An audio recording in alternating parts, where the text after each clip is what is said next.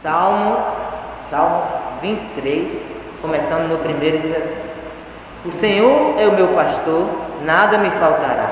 Deitar-me faz em verdes pastos, guia-me mansamente a águas tranquilas. Refrigera minha alma, guia-me pelas veredas da justiça, por amor do seu nome.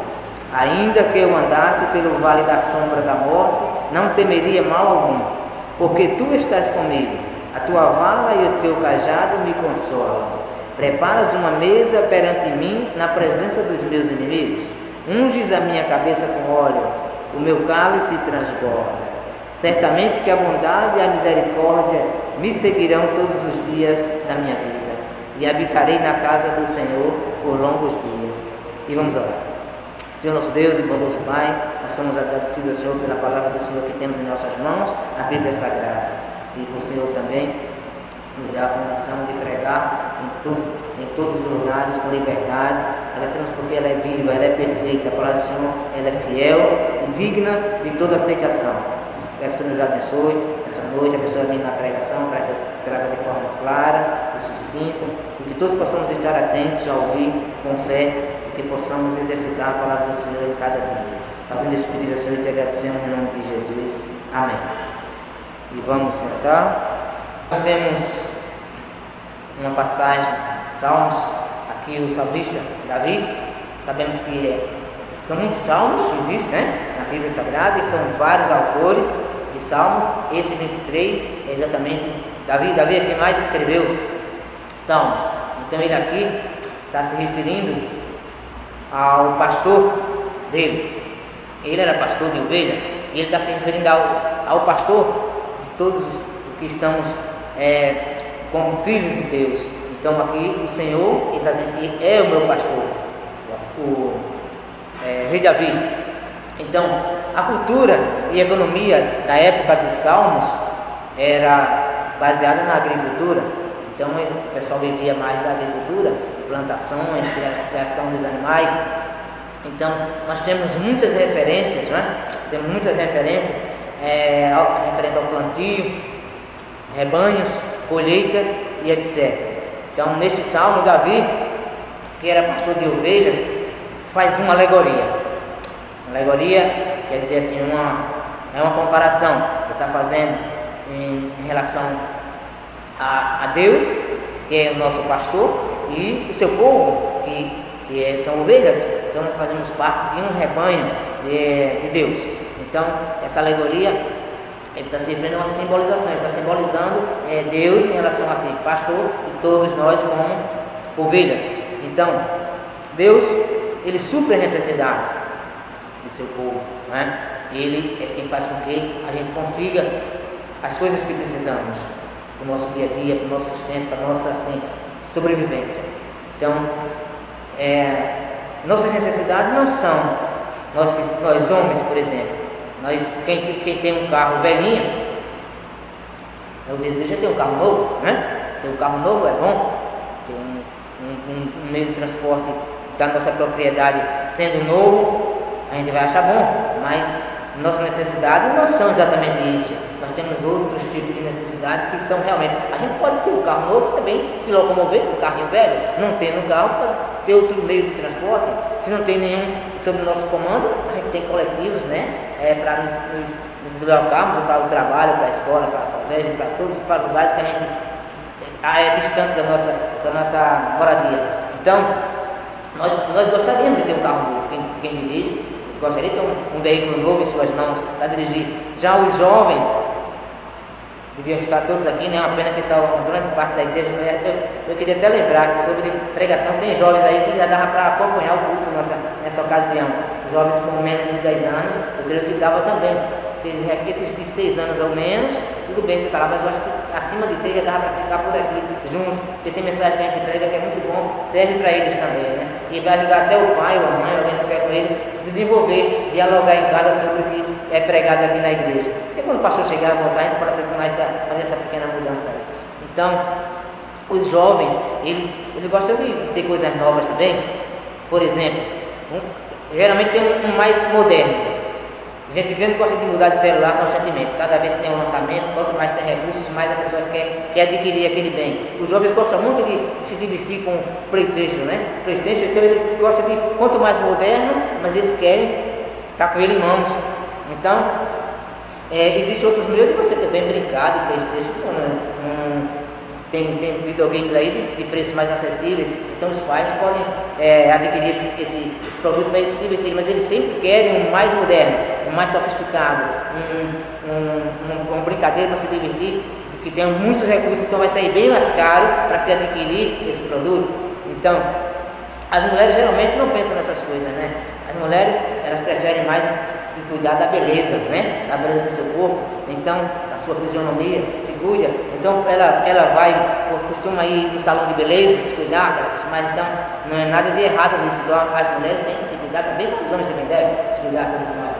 Então, ela sempre está querendo, tem consultazinha no salão de beleza que eu não sei exatamente, mas eu já vi alguém dizer que chega a perto de R$500, uma consulta para um tratamento aí, um cabelo, uma perfeição. Então, quer dizer, há de menos também, mas tem pessoas que querem o mais sofisticado possível, quer se cuidar. Agora, isso aí não são necessidades, né? A pessoa faz essas coisas, quer essas coisas, mas existe outra forma de se ficar também bonita.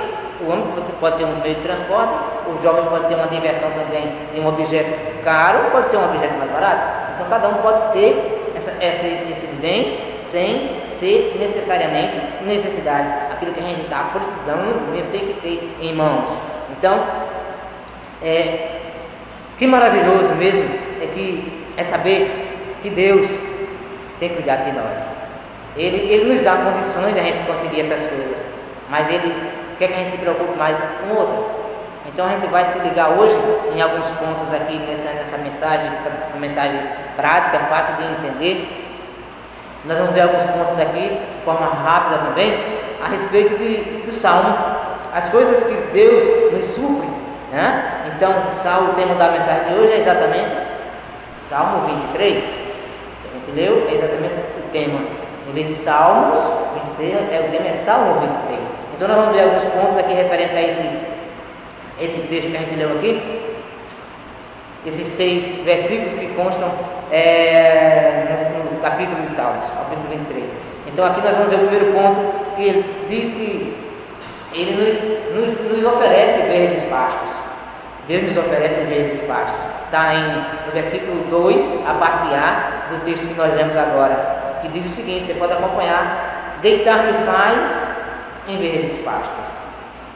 Então, Deus preparou algo sobre nós. Tem o sobre e tem o sobre, né? Sabemos que o sobre está abaixo de nós. Então, Ele preparou alguma coisa para nós, abaixo de nós. Então, note as palavras que diz aqui: deitar-me faz. Ninguém se deita debaixo da cama, né? Geralmente se deita em cima, então a cama fica por baixo, tá vendo? Quem vai morrer fica por baixo. Tudo que a gente vai se deitar, então a gente vai ficar sobre essa coisa. Então, esse objeto vai ficar sobre a gente. Então, deitar me faz. Então, Deus está querendo que a gente se deite naquele local, naquela coisa que Ele está oferecendo a gente. Então, Davi era um pastor, né? Ele era um pastor e entendia do assunto. Ele foi pastor de ovelhas quando ele escreveu esse Salmo 23. Claro que ele não era mais, ele já era bem adulto, né? Rei de Israel, estava exercitando. Então esses salmos têm muitos anos que foi escrito. Nós temos milênios que foi feito, aproximadamente 4.000 anos que foi feito, estudado os salmos e escrito. Então agora nós temos ele em nossas mãos para a gente refletir, ler e refletir sobre eles. Então aqui Davi, que era um pastor que entendia do assunto, para manter uma ovelha fujona, o pastor às vezes quebrava uma das pernas dessa ovelha para que ela ficasse quieta. Então, vamos fazer uma comparação, pessoal. A gente vai fazer essa comparação, essa simbolização a respeito de a gente sendo ovelhas de Deus em relação à ovelha, o animal, para o pastor que cuida delas. Então, muitas vezes o pastor de ovelhas ele quebrava uma das pernas da ovelha para que ela não ficasse fujona, né? Então, desse modo, ele fazia a ovelha deitar. A ovelha não tinha sossego, não dava sossego a ele, porque ele estava só circulando. Enquanto que outras se aquietavam, ele dava ordem para se deitar, eles ficavam. Enquanto que essa não queria que acontecesse, não queria obedecer às ordens do pastor. Então Deus muitas vezes, Ele faz o mesmo conosco. Ele precisa fazer com que coisas desagradáveis aconteçam para o nosso bem. Coisas desagradáveis. Muitas vezes a gente não acha bom quando acontece uma coisa ruim. Um filho de menor, criança, quando faz uma coisa errada que o pai vai dar umas boas varadas nele, não tem esse que gosta. Ninguém gosta. Mas depois que ele cresce, fica adulto e vai refletir sobre isso, ele deve agradecer os pais porque eles levaram umas boas palmadas, porque são benéficas para o amanhã. Então, ele vai se dizer assim: eu poderia hoje ser um marginal, poderia hoje ser um dos piores ladrões, hoje poderia ser um criminoso, um assassino, poderia ser tantas coisas péssimas, mas aquela surra que o pai ou a mãe deu nele, ardeu muito o corinho dele, fica marcas às vezes, mas foi benéfica, foi bom para ele. Então Deus também faz com as pessoas assim, com a gente. Então,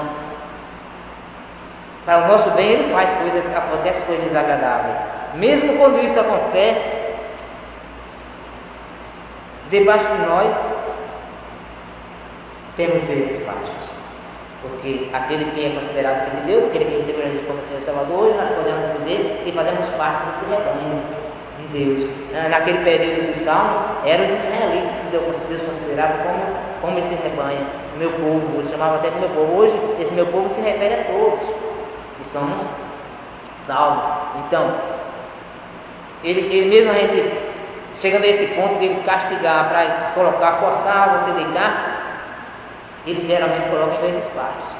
Essa ovelha, quando era desobediente, que o pastor dela, ele quebrava ela, chegava ao ponto de quebrar uma dessas pernas dela para deitar ela, ele não colocava ela também no relento não, pegando chuva de sol e chuva. Ele geralmente tinha um conforto para essa ovelha. Então Deus tem para a gente também. Aqui, porque Deus não deixa, não é, o justo desamparado. Ele não deixa. Ele geralmente castiga, mas está de olho, porque todos que somos salvos pertencemos a Deus, já fazemos parte da família de Deus. Então, o nosso espírito que foi vivificado, ele passa a estar assentado em lugares celestiais. Então, nós temos a convicção de que nós vamos para o céu, todos que recebemos Jesus como Senhor e Salvador. Então, nós fazemos parte desse rebanho. Aquelas pessoas que não têm convicção, que não aceitaram Jesus ainda, então essas pessoas precisam que isso aconteça para que também tenham convicção, porque eles estão no meio, mas precisam, se Jesus voltar, ele vai arrebatar toda a igreja que aceitou e aquele voltar. Então não é bom a pessoa estar na igreja e não tomar essa decisão, que geralmente todo domingo a gente faz esse convite, mas pode fazer em qualquer culto. Terminou o culto, pode qualquer irmão chegar junto com uma dessas pessoas na quarta-noite, domingo de manhã, quando tem culto aqui domingo de manhã, quando o pastor voltar, a gente vai ter. Então, é necessário que a pessoa faça parte desse rebanho. Está junto, mas não faz parte. Ele está ali somente, é como um aluno que participa das aulas de um colégio, de uma universidade ou uma faculdade, ou um curso profissionalizante aí, sem ter sido matriculado. Ele está fazendo parte, mas o diploma não vai chegar para ele, porque ele não está inscrito. Então é necessário que esteja. Então a gente está inscrito para entrar no céu quando recebe Senhor Jesus como único e suficiente Salvador. Então, aqui nós precisamos perceber que Deus nos dá isso. Ele dá verdes pastos, né? Ele nos alimenta. Mesmo ele nos castigando, dependendo da ocasião, nós sabemos que Ele nos dá o conforto de mesmo machucado, mas Ele dá sossego a essas pessoas. Nós temos aqui uma ilustração que fala sobre uma pessoa que comentou sobre como a vida era uma correria, a vida dessa pessoa. Era um corre medonho todos os dias, que apenas uma vez por ano podia relaxar e descansar, e ser para ele um dia normal. Então, não se sabe exatamente se esse dia que ele considerava no ano, que ele considerava um dia normal, um dia de descanso, se era um dia de Natal, se era um dia de Ano Novo, se era o dia do aniversário dele, que eu acho difícil ser um desses, ou se era o dia da Sexta-feira da Paixão, que se chama Sexta-feira Santa. Ninguém sabe, mas ele disse que tinha um dia que era um descanso que tinha na vida dele. Agora, uma pessoa que chega ao ponto de Deus de forçar ele a deitar em vez dos pastos, então é porque ele recebeu um determinado castigo. Então essa pessoa que faz isso aí, muitas vezes, mesmo com a perna quebrada, ainda assim fugimos de Deus e das coisas de Deus. Mesmo estando com essa situação difícil, Deus dá o castigo para que a pessoa compreenda que não deve continuar naquele ritmo que vinha, mas a pessoa ainda desvia, fica desviando. Então chega o ponto, Deus pode chegar ao ponto de ceifar a vida dessa pessoa. Ser ceifada a vida dela pelo fato de que ele pode dar castigo e essa pessoa persiste em fazer as coisas que não agradam a Deus. Então, Deus, Ele quer o melhor para todos nós. Então, ele prefere não castigar. Mas se a pessoa está merecendo, ele faz com que aconteça, para ele forçar. Ele quer que todos deitem em vez de despacho, tranquilamente, sossegado. Mas se a pessoa não quer da forma que ele está pretendendo que aconteça, aí ele força a deitar em vez de despacho, mas para, mesmo sofrendo. Então vamos parar, né, e deitar no que Deus nos deu, em vez de despachos. Parar para pensar, para que não seja forçado para que isso aconteça. Então essa primeira parte aqui nós vimos, o primeiro ponto, que ele quer que a gente se deite em vez de despachos. Então nós temos agora o segundo ponto, que é águas tranquilas. O versículo 2, na parte B, diz o que? Guia-me mansamente em águas tranquilas. Então, não só Deus nos dá algo de baixo, que é onde a gente vai deitar sobre essa coisa, mas também Ele nos dá coisas assim que fica do nosso lado.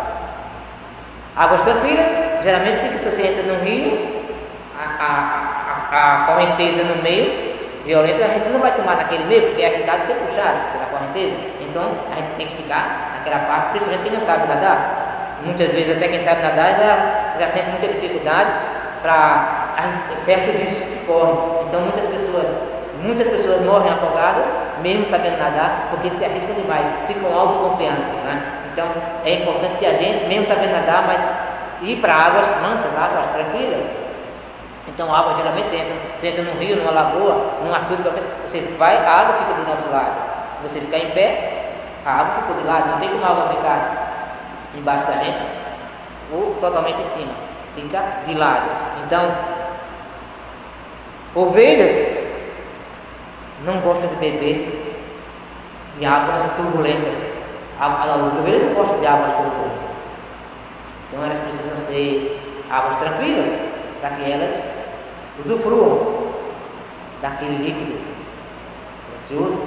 Então, Deus está nos oferecendo águas tranquilas. Ele tem águas tranquilas para todos nós. Então, como é que a gente vai saber que essas águas são tranquilas? A gente tem uma Bíblia Sagrada que tem tudo que a gente deve aprender sobre ela, sobre o que Deus tem para a gente. Então, Deus tem uma coisa chamada paz para todos que fazem parte do seu rebanho. Ele tem paz. Então, essa paz aqui está se referindo à paz que Ele nos dá, não é a paz que o mundo oferece para a gente.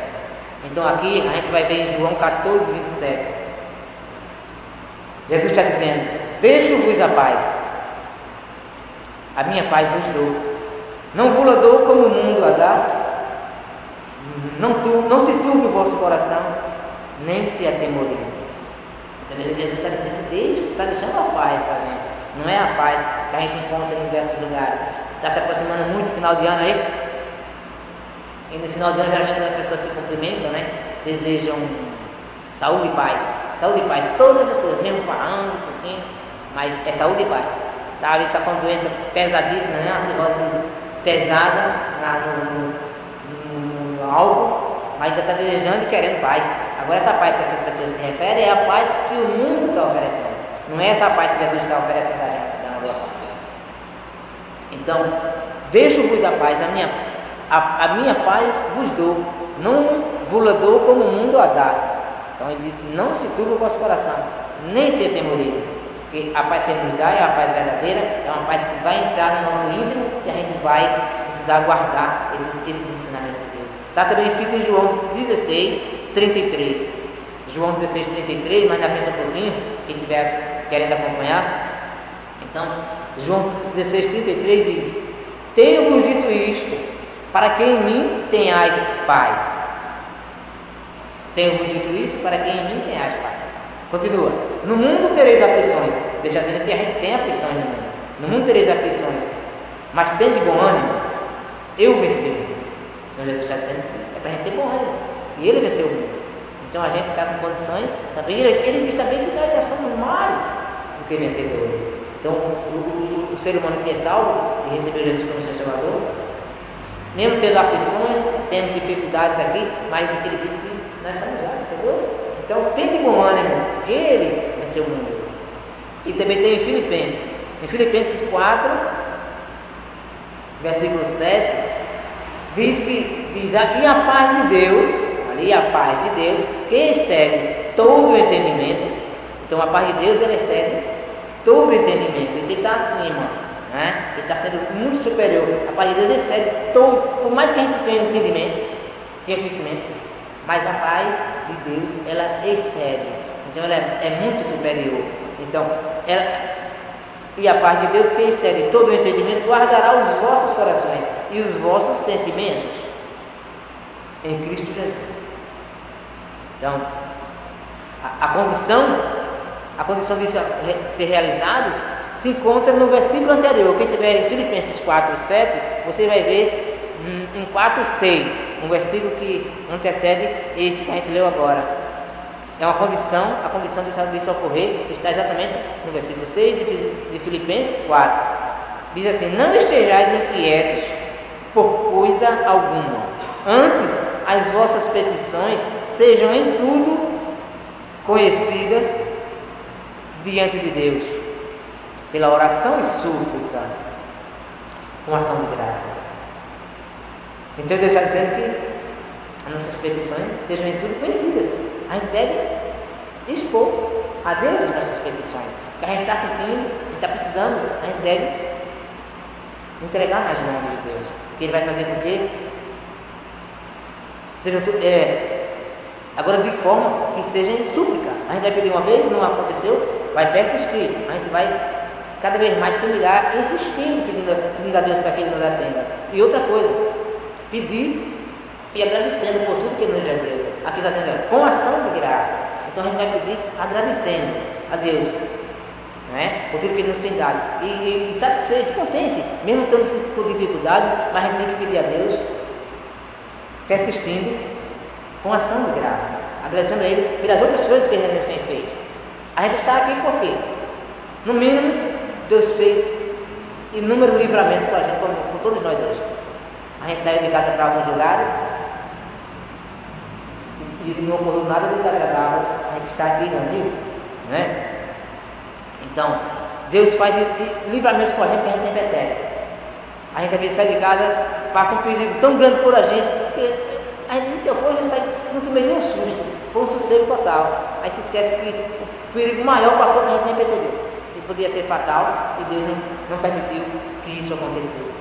Então a gente não só vai agradecer por aquilo que a gente viu acontecer na vida da gente, a gente vai agradecer a Deus também por aquilo que a gente não sentiu, mas Deus fez livramentos com a gente, Ele tem nos guardado. Então aqui Ele nos coloca em águas tranquilas, Ele nos dá verdes pastos, e esses verdes pastos Ele quer que a gente deite nesses verdes pastos sossegadamente, sem ser preciso Ele forçar esse deitar. E também Ele nos oferece águas tranquilas.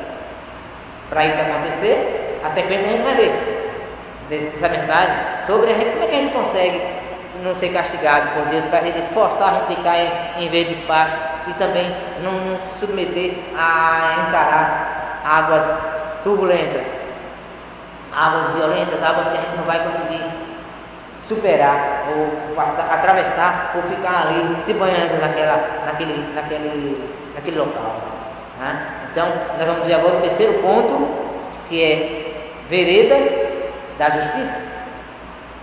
Nós vimos verdes pastos, vimos águas tranquilas, agora vamos ver veredas da justiça. Está lá no versículo 3. Versículo 3 diz: refrigera a minha alma, guia-me pelas veredas da justiça, por amor do seu nome. Então, tem dois verbos aqui que aparecem nessa frase interessante. Quer dizer que Deus está dizendo, ele refrigera a minha alma. O salmista está dizendo que refrigera a minha alma. Então, se refrigera a alma da pessoa, se Deus refrigera a alma dele e refrigera a nossa, então a gente vai sentir aquele frescor, aquele alívio, não vai sentir aquela temperatura, aquela queimação internamente. Então a gente vai ter a cuca fresca, tranquila, aquele sossego. Então, veredas da justiça, ele refrigera a minha alma e guia. Então, refrigerar e guiar. Então, guia-me pelas veredas da justiça. Agora, por amor do seu nome. Então, verdes pastos, né? Águas tranquilas. E Jesus na frente, nos guiando. O que a gente quer mais? Tantas coisas que ele vai oferecer, né? Tem coisas que ele vai nos oferecer. A gente tendo verdes pastos, águas tranquilas. E Jesus na frente comandando, que é o nosso pastor. Então nós temos aqui liderança. Nós temos liderança, podemos e devemos seguir o pastor. Nós podemos, temos condições de seguir. Ele está presente, está nos dirigindo. Então devemos também seguir o pastor. Ele nos conhece, Jesus nos conhece por nome. Ele diz que, além de dizer que o bom pastor dá a vida pelas ovelhas, foi isso que ele fez, né? Ele deu a vida pelas ovelhas, deu a vida por todos nós, mas ele ressuscitou, né? E aqui ele nos conhece por nome. Cada ovelha, cada pessoa, ele tem conhecimento do nome de cada pessoa. Então, como é que ele nos guia? Como é que Jesus nos guia? Ele nos guia assim, forçando. Ele tem que ser, e deixa livre-arbítrio, para que a gente siga, ande pelas veredas da justiça. Ele quer que nós sigamos a vereda da justiça. Então, como é que a gente vai saber que a gente está nas veredas da justiça? Justiça é o que mesmo? Eu procurei no dicionário, tirei só um sinônimo, coloquei aqui que isso é suficiente para a gente entender. Então é a qualidade que leva os cristãos a agirem corretamente, de acordo com os mandamentos de Deus. É andar em retidão. Então justiça é exatamente isso, qualidade que leva os cristãos a agirem corretamente, de acordo com os mandamentos que Deus está nos dando. Então a gente está lendo, a gente está procurando entender. É importante mais que a gente leia e reflita cada coisa que a gente está lendo aqui na Bíblia Sagrada, para a gente seguir a justiça. Então, como é que a gente vai fazer isso? Fazendo o que é certo e justo. Deus quer que a gente faça dessa maneira, fazendo o que é certo e justo. Então, sempre que recusamos a fazer o que é certo e justo, quando a gente está recusando, nós estamos o quê? Nos rebelando contra a liderança de Jesus. Então, rebelar o quê? Rebelar você está o quê? Está se revoltando contra a autoridade, está agindo com teimosia. Então, rebelar vem de rebelião. A Bíblia diz que rebelião é um pecado muito semelhante ao de feitiçaria. Então, quem está agindo com feitiçaria está sendo contrário à vontade de Deus. Então, se a pessoa é rebelde, está indo de encontro a Deus, e não é bom ser rebelde. Então, é importante, se a gente está do lado de Deus, a gente tem que seguir e não escolher só algumas partes da Bíblia. A gente tem que escolher, tem que fazer de acordo com o que Ele está nos oferecendo. É ampla, a Bíblia é ampla, amplíssima, né? Amplíssima ela é, para que a gente tenha conhecimento, nos aprofundando de forma, pedindo ajuda ao Espírito Santo, para que a gente tenha entendimento da palavra de Deus. Então, vereda da justiça, Deus tem, Ele nos guia pela vereda da justiça. Ele quer que a gente siga o caminho da justiça. Todo pastor que tem seu rebanho de ovelhas ele prefere que as ovelhas estejam tudo juntinhas, para ficar mais fácil dele dirigir essas ovelhas, guiar. Então Deus prefere que a gente esteja sempre unidos também. Está uma turma aqui, outra turma lá, outra, quer dizer, fazendo coisas diferentes do que Ele quer que seja feito naquela ocasião. Então a gente aqui está um rebanho junto, da forma que agrada a Deus. A gente está aqui para ouvir a palavra de Deus na hora que é para se ouvir. A gente tem culto dia de quarta-feira, tem culto domingo à noite. Por enquanto, temos domingo pela manhã, que está suspenso provisoriamente, mas quando o pastor voltar, certamente que a gente vai voltar aos cultos pela manhã. Então, esses horários de culto que nós temos por semana, se Deus está no nosso meio, diz que onde estiverem 2 ou 3 reunidos em meu nome, aí estou no meio deles. Então, o bom é estar presente na presença de Deus. Então, a gente deve estar na hora que temos reunião, na hora que o pastor está ali, ele quer que a gente junto dele, quer o rebanho, quer todas as ovelhas juntas, né? Para que ele aprenda as veredas da justiça. Aí nós temos aqui, é muito simples a gente saber que a gente está nos caminhos na vereda da justiça, né? É muito fácil. Por quê? Porque Jesus diz, quer dizer, é muito simples para quem quer entender, para quem quer fazer, quem quer seguir. Porque quem não quer vai agir com rebeldia e vai ter danos pesados futuramente. Muitas vezes Deus não faz com que a pessoa tenha sofrimento naquela ocasião, imediatamente. Mas se a pessoa refletir, mas por que está acontecendo essa coisa ruim comigo? Foi o que eu fiz? Não lembro o que foi o que fez de ruim. Mas pode ser uma consequência já antiga. Deus não faz muitas vezes na hora. Deus ele guarda para uma ocasião que está sob o comando dele. Então é muito simples a gente seguir os caminhos. O pastor precisa tomar medidas drásticas. A gente vimos agora há pouco, né? Quebrar a perna de uma ovelha, por exemplo. Então Deus usa a vara e o cajado para nos proteger. Ele usa para nos proteger, para nos trazer de volta, de forma mansa ou de forma forçada, pelo pescoço. Para isso precisamos estar perto de Jesus, do pastor. Precisamos estar perto, porque ele quer o melhor para todos nós. Agora, ele pode trazer pelo pescoço e também ele usa essa vara e esse cajado também para nos defender de lobos, né? Leões, ursos, cobras e tantos outros animais selvagens, violentos. Então, aqui esses animais, aqui está se referindo ao inimigo que está em redor de nós, querendo atrapalhar o nosso andamento para com Deus. Ele está querendo colocar coisas nas nossas mentes, para que a gente coloque em prática, para depois ele incriminar a gente, acusar a gente diante de Deus. Então, é bom a gente tomar muito cuidado, porque essa vara e esse cajado não é só para nos guiar, fazer um barulhinho assim, bater no chão e dizer, você está querendo sair do rebanho, então vem para cá mais. Você também se junte mais aqui esse rebanho. Ele pode fazer isso que é benéfico para a gente. Então, isso aí nos consola para ele fazer dessa forma. Mas tem a ocasião que esse ser, essa ovelha, ela prefere fazer as coisas do seu jeito. Então, ele pode receber uma dosagem muito forte, pode receber um castigo pesado e não deixar de fazer parte desse rebanho. Então Deus não quer que isso aconteça, é para isso que tem os avisos. Tem para a gente ler, muitas vezes a gente lê a Bíblia todinha, relê, e tem coisas que a gente não entende ainda. É preciso a gente perguntar, primeiramente, a Deus, para que o Espírito Santo nos inspire para a gente ter entendimento. E nós temos um pastor aqui, Roberto Cura, que esclarece qualquer dúvida que a gente tiver a respeito da palavra de Deus, ele tem, né, nos deixado claríssimo para a gente entender. Então, é importante que a gente esteja seguindo o nosso pastor supremo. Então, Davi defendeu suas ovelhas, matando um leão e um urso.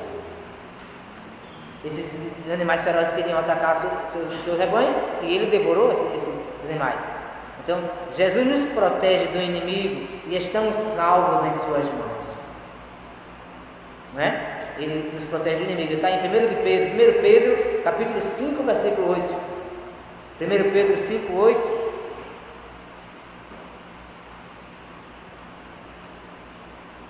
Pedro 5, 8 diz que sede sóbrios, vigiai, porque o diabo, vosso adversário, anda em derredor, bramando como leão, buscando a quem possa tragar. Então o nosso inimigo está em derredor da gente,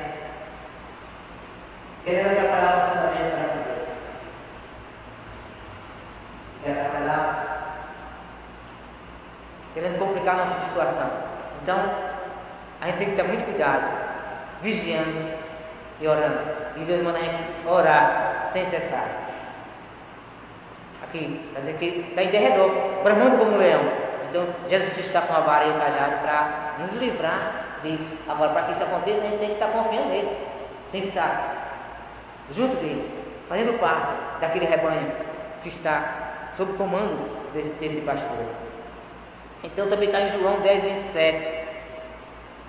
João 10, versículo 27, diz: as minhas ovelhas ouvem a minha voz, e eu conheço-as, e elas me seguem. Quer dizer, Deus conhece cada ovelha pelo seu nome. Quando aquela ovelha está distante, mas quando o pastor chega e dá a voz de comando, então todas as ovelhas ouvem e seguem, não é? E o 28 diz: e dou-lhes a vida eterna, e nunca hão de perecer, e ninguém as arrebatará da minha mão. Ninguém. Veja bem, pessoal, como é esse versículo aqui de João 27 e o 28 está dizendo que ninguém, quando a pessoa recebe Jesus como Senhor e Salvador, passa a fazer parte desse rebanho. Então o inimigo não tem poder para tirar das mãos de Deus essa ovelha. Só se Deus permitir, vai tirar o corpo físico, mas o espiritual já não tem como mais perder, não tem perda mais. Então aqui está dizendo no versículo 28, e dou-lhes a vida eterna. Então, se ele dá a vida eterna, já foi claríssimo que ele não se perde, não se acaba a vida eterna. Dou-lhes a vida eterna, e nunca hão de perecer, nunca, jamais vai chegar a perecer. Quer dizer que essa alma não vai morrer jamais, já tem a vida eterna, vai viver eternamente. E ninguém as arrebatará da minha mão. Aí vem o versículo 29 que diz: meu Pai, quem mais deu, é maior do que todos, e ninguém pode arrebatá-las da mão do meu Pai.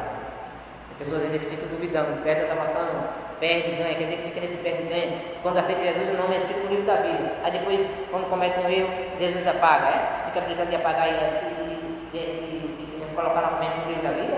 Não existe essa hipótese. A pessoa nasce duas vezes para ir para o céu, para ter certeza da vida eterna. Duas vezes. É o nascimento da água, que é do útero materno, da bolsa, da água, e nascer do Espírito. Então, nascer do Espírito, a primeiro nascimento tem um nome. Nós temos, cada pessoa tem um nome no cartório. Primeiro nascimento. Então, para ter convicção que a pessoa tem que ter o segundo. Então, o nascimento do Espírito. Quando a pessoa aceita Jesus, acontece muitas coisas assim, simultaneamente. O Espírito foi vivificado, seu nome foi escrito no livro da vida, seu nome não está lá. Você ficou completo para com Deus, em corpo, alma e Espírito vivificado, e a sua fé, que era incompleta, passou a ser completa. Então são coisas simultaneamente acontecem. Então a fé que tinha somente mente e coração passou a ter a terceira, que é querer, a ação. Então, corpo, alma e espírito. Então você já pertence a Deus. Você, nesse momento, você já passa a estar sentado em lugares celestiais. Ou seja, não é a alma que está no nosso corpo, não é o nosso ser físico, mas aquele que foi vivificado pelo Espírito de Deus, o Espírito Santo, foi vivificado e já passa a estar sentado em lugares celestiais. Então, a vida eterna Deus dá e ninguém arrebata, ninguém toma. Agora, Deus permite que coisas ruins aconteçam com o ser humano, com a carne, acontece, mas jamais vai perder. Então, pode ser que seja rebelde e desobediente, mas Jesus nunca vai lhe deixar, nunca. 2 Timóteo capítulo 2, 13 diz: se formos infiéis, ele permanece fiel, não pode negar-se a si mesmo. Isso não é uma carta branca para fazer o que queremos. Deus está dizendo que se nós formos infiéis, ele é fiel para conosco. Então, ele não pode negar a si mesmo. Mas não está dizendo que a gente deve fazer coisas erradas porque temos a convicção de que vamos para o céu. Ele quer que a gente seja uma ovelha obediente. Então, em Romanos 6,1 diz o seguinte: que diremos, pois? Permaneceremos no pecado para que a graça abunde? Ao 2 diz: de modo nenhum. Nós que estamos mortos para o pecado, como viveremos ainda nele?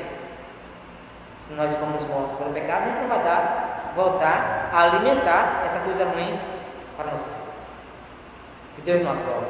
Então, aquele que acha que pode pecar à vontade porque Deus o perdoou, está demonstrando que talvez esteja enganado sobre a sua salvação. Porque acha que continuar pecado não é normal. Continuar no pecado vai ser normal porque eu já ganhei a vida eterna, já vou para o céu. É por isso que é muito bom, minha gente, quando a gente vai levar o evangelho às pessoas, evangelizando, no dia de sábado, ou outro dia da semana, a gente, depois que ele recebeu Jesus, a gente simplesmente não desejar simplesmente a ele, Deus lhe abençoe e tudo bem, a gente ainda não se encontrar mais aqui, a gente vai se encontrar no céu. Pode até dizer isso, não faz mal, mas sempre recomendar para que ele busque uma igreja, ele busque uma congregação, esteja junto para ter um bom aprendizado, para que ele, quando chegar no céu, não tenha surpresa desagradável. E muitas vezes ele vai ter gente que vem para a igreja, muitas vezes não tem certeza que vai para o céu. Muitas vezes não tem certeza, fica naquela, será que se eu morrer eu vou para o céu? Será que Jesus volta hoje eu vou subir? É bom que tenha certeza. Se um dia aconteceu, você ter recebido Jesus como Senhor e Salvador, então pode colocar na sua mente, no seu coração, que você vai para o céu. A dúvida acontece quando não foi.